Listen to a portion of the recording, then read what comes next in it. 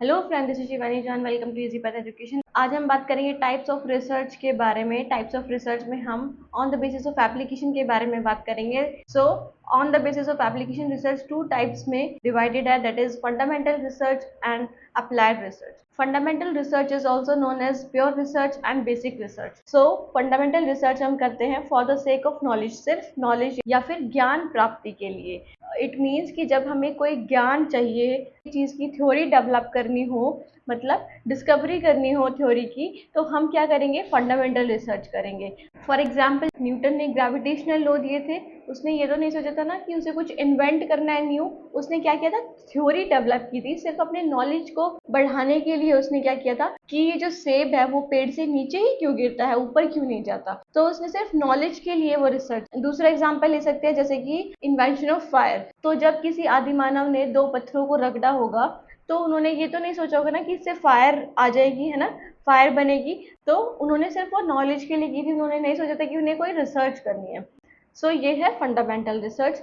So second type is applied research. Applied research को हम decisional research भी बोलते हैं। अप्लाइड रिसर्च मीन्स, जैसे कि हम वर्ड से जान सकते हैं, एप्लीकेशन। इट मीन्स कि जो थ्योरी डेवलप हो चुकी है उनको लेकर किसी भी प्रॉब्लम का सोल्यूशन फाइंड आउट करना। तो सोल्यूशन फाइंड आउट करना, ये किस में आएगा? अप्लाइड रिसर्च में। अप्लाइड रिसर्च में जो प्रिंसिपल्स होते हैं वो कौन से होते हैं? जो फंडामेंटल रिसर्च में बनाए जाते हैं, जो थ्योरीज डेवलप की जाती है उनको यूज करके अपनी रिसर्च को कंडक्ट करते हैं, अपनी प्रॉब्लम को सॉल्व आउट करते हैं। फॉर एग्जाम्पल, कोई सोसाइटी, कोई बिजनेस ऑर्गेनाइजेशन या इंडस्ट्री कोई प्रॉब्लम फेस कर रही है, एक जनरलाइजेशन बनाने के लिए हम अप्लाइड रिसर्च का इस्तेमाल करते हैं।